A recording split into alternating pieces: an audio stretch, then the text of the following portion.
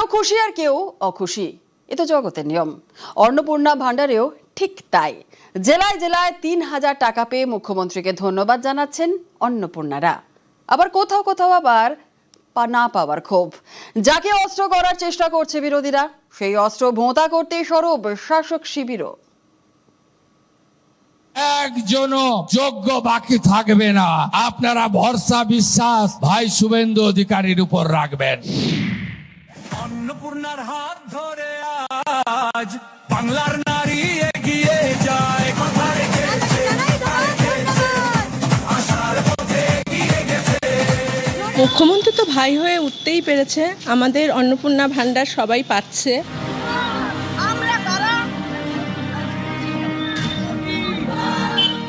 শুভেন্দু অধিকারীকে ধন্যবাদ জানাতে অন্নপূর্ণারা পথে নামছে। জেলা থেকে কলকাতা নানা জায়গায় এই ছবি।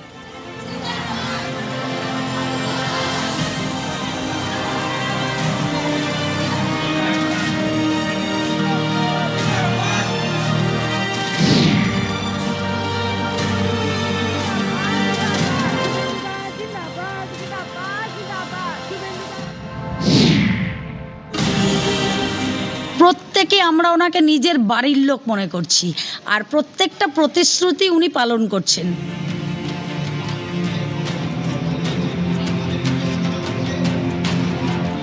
তার অভিধানে যদি কিন্তুর জায়গা নেই। মুখ্যমন্ত্রী তাই বারবার বলছেন, কথা দিয়েছেন কথা রাখবেন। আমাদের কমিটমেন্ট ছিল, কমিটমেন্ট আছে, কমিটমেন্ট থাকবে।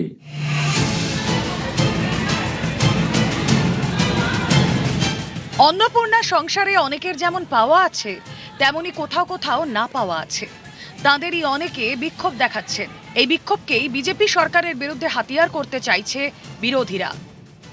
একটা চূড়ান্ত অনিশ্চয়তা, বিক্ষোভের পরিবেশ, মহিলাদের আরতি, আকুতি, মিনতি, প্রতিবাদ এগুলো শুরু হয়েছে। অবিলম্বে সরকারের হস্তক্ষেপ করা দরকার। ভোটের আগে তারা যে প্রতিশ্রুতি দিয়েছিলেন, অর্থাৎ লক্ষ্মীর ভান্ডার যারা পাবেন তারা সবাই অন্নপূর্ণার ৩,০০০ টাকা করে পাবেন, তো সে কথাটা তো রাখতে হবে।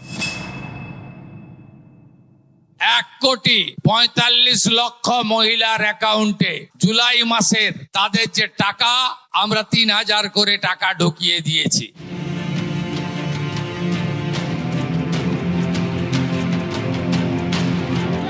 বিরোধীরা অবশ্য এতে থেমে নেই। তৃণমূল জমানার লক্ষ্মীর ভান্ডার সবাই পেতেন, একথা মনে করিয়ে তারা শুভেন্দু সরকারকে নিশানা করছে। এ তো মাসের গোড়ায় প্রথম থেকে একদম মুখে মুখে একটা কয়েনে চলে যাচ্ছে, ঢুকেছে, সবার কৌতূহল, ঢুকলো। মাসের গোড়ায় যার সঙ্গে দেখা হয়েছে, ঢুকেছে, ঢুকলো, ঢুকেছে, ঢোকেনি, এ কি? নতুন সরকার সবে ১০০ দিন পেরিয়েছে, বিরোধীরাও ইস্যু খুঁজছে।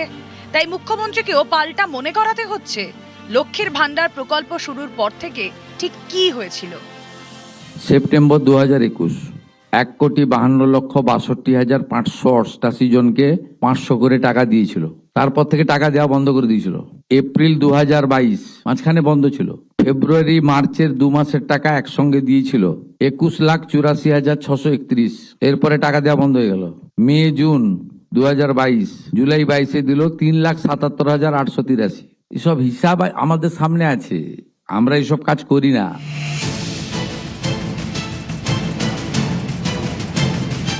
জামানা বদলের পরে লক্ষ্মীর ভান্ডারে বিস্তর অনিয়মের অভিযোগ সামনে এসেছে। কোথাও মহিলাদের বরাদ্দ টাকা পুরুষের অ্যাকাউন্টে ঢুকেছে, তো কোথাও মৃতের নামে টাকা গেছে বেহাতে। বিরোধীদের জবাব দিতে সে কথাও মনে করিয়ে দিচ্ছেন শুভেন্দু অধিকারী। তৃণমূল কংগ্রেসের সরকার ৫০০ টাকা করে দিয়েছে ২১ থেকে ২৪ সাল। ২৪ সালে লোকসভা নির্বাচনের আগে সেটা বাড়িয়ে ১,০০০ টাকা করে ১.৫ বছর দিয়েছে, আর ভোটের আগে মাত্র ২ মাস ১,৫০০ টাকা করে দিয়েছে।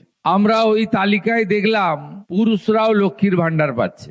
আমরা ওই তালিকায় দেখলাম যারা ভারতীয় নয়, এসআইআর এ নাম কেটে গেছে, তাদেরকেও টাকা দেওয়া হচ্ছে, মৃত ব্যক্তিকেও টাকা দেওয়া হচ্ছে। সরকারি টাকা কেউ এভাবে নয় ছয় করতে পারি না। তাই বিজেপি সরকার অর্থনৈতিক শৃঙ্খলা মেনে আমরা একটি ফর্ম বিতরণ করেছিলাম। এখন আমাদের সুবিধা হচ্ছে কি দাদা যেটা করছে সেটা আমাদের সুযোগ সুবিধা আসছেই। এই কিছু অন্নপূর্ণা মানে যেগুলো দিচ্ছে, ঠিক আছে, অন্নপূর্ণা দিচ্ছে, প্লাস যাদের বাকি আছে অনেকে বলছে যে পাবো না বলে কোনো কথা নাই, দাদা বলছে যে আমি দেবো না, দেবো, যে যার একটা সময় দিতে হয়।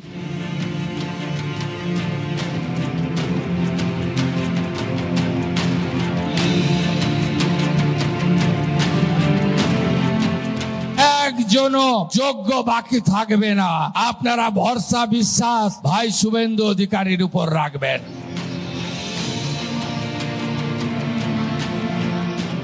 নিউজ 18 বাংলা। এ যেন নিজ ভূমে পরবাসী। স্বাধীনতার ৮০টা বসন্তের পরেও কার্যত পরাধীন জীবন। মালদার বামনগোলায় বাংলাদেশ সীমান্ত লাগোয়া গ্রামে কাঁটাতারের ওপারে বসবাস ২৪টি পরিবারের। গত ২০ বছরের বেশি সময়ে জীবন যন্ত্রণা থেকে মুক্তি চাইছেন তারা। স্বাভাবিকভাবে বাঁচতে নতুন সরকারের কাছে কাঁটাতারের এপারে পুনর্বাসনের আবেদন জানিয়েছেন। ৮০তম পেরিয়ে গেছে স্বাধীনতা, কিন্তু আমরা পরদিনই বসবাস করতেছি। ২১ বছর আমাদের জীবন জেলে কাটিয়েছি, স্বাধীনতা হয়নি এখনো।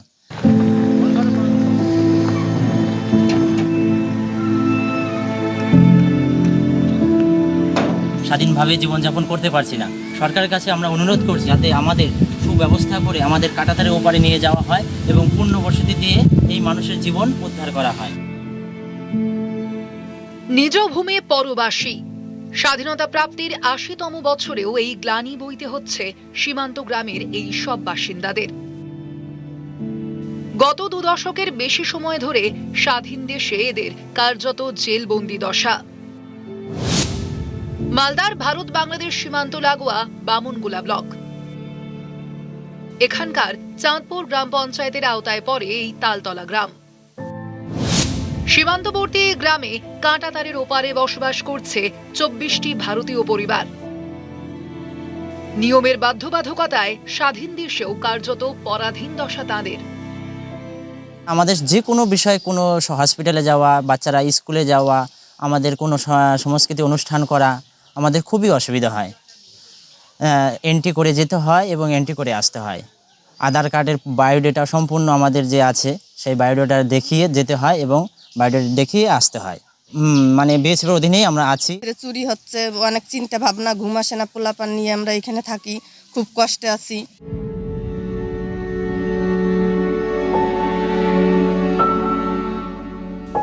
মাঝে পুনর্ভবা নদী, এপারে ভারত, ওপারে বাংলাদেশ।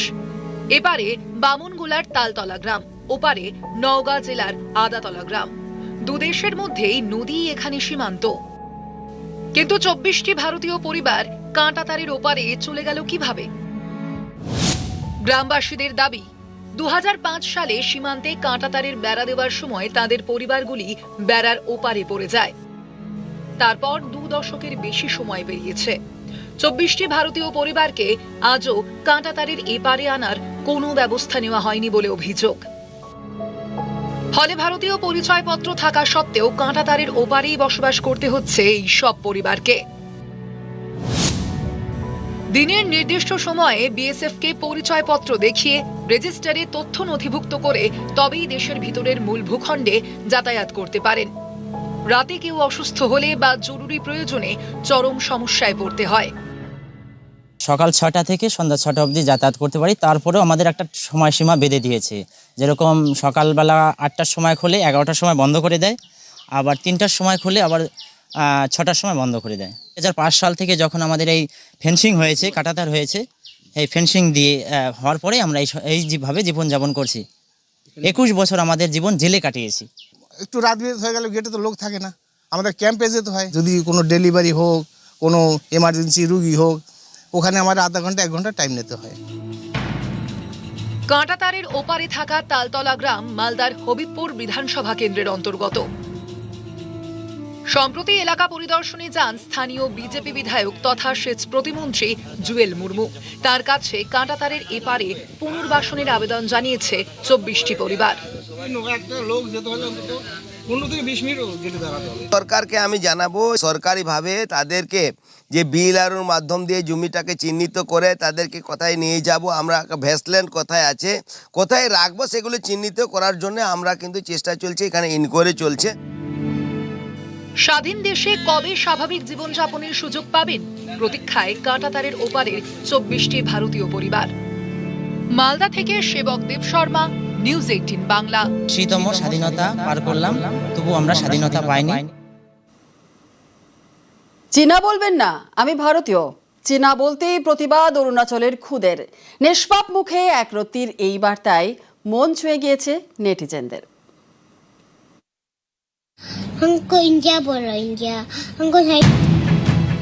তারা ভারতীয়, এ দেশেরই সন্তান, তবু মুখের গরম দেখে পথে ঘাটে, স্কুল কলেজ কিংবা কর্মক্ষেত্রে শুনতে হয় টোন টিটকিরি।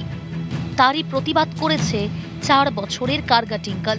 সারা দেশ এখন শুনছে অরুণাচলের ইটানগরের মেয়ে বলছে হাম ভি ইন্ডিয়া হ্যায়।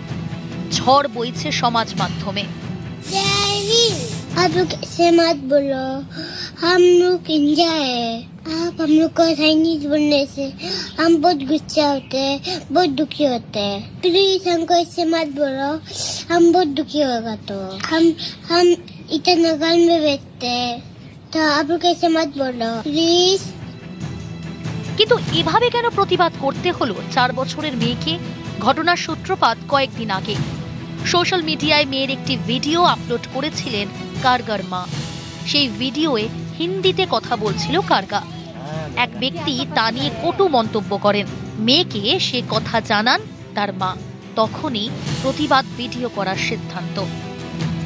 वो जो कमेंट किया, अरे ये चाइनीज बच्चा क्यों हिंदी बोल रहा है, चाइनीज बच्चा को हिंदी बोलने आता है क्या, ऐसे बोला कमेंट में।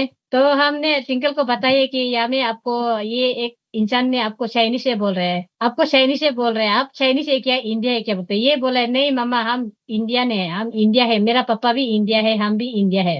हमको जल्दी से जल्द वीडियो बनाओ, हम इंडिया है, चाइनीज नहीं है, हमको चाइनीज मत बोलो बोल के वीडियो बनाया। तो हम वीडियो को पोस्ट किया, वहां से ही वायरल हो गया। দেশের প্রতি ভালোবাসা কম নয় খুদে টিঙ্কলের। সেনার পোশাকে সে জাতীয় সঙ্গীত গেয়েছে, সামাজিক মাধ্যমেও বার্তা দিয়েছে। এক রত্তি কার্গার এমন সহজ সরল প্রতিবাদ সমাজ মাধ্যমে ঝড় তুলেছে। हमको चाइनीज मत बोलो, हमको इंडिया बोलो। ভিডিওটি দেখা মাত্রই নেট দুনিয়ায় ভালোবাসার বন্যা বয়ে গেছে। হাজার হাজার মানুষ কার্গার পাশে দাঁড়িয়েছেন, ভালোবাসা জানাচ্ছেন। কিন্তু কার্গার তীক্ষ্ণ জবাবের পিছনে লুকিয়ে থাকা লজ্জা আসলে কার? যে জন্মসূত্রে খাঁটি ভারতীয়, তাকেই কেন নিজের দেশের মাটিতে দাঁড়িয়ে ভারতীয় বলে প্রমাণ দিতে হয়?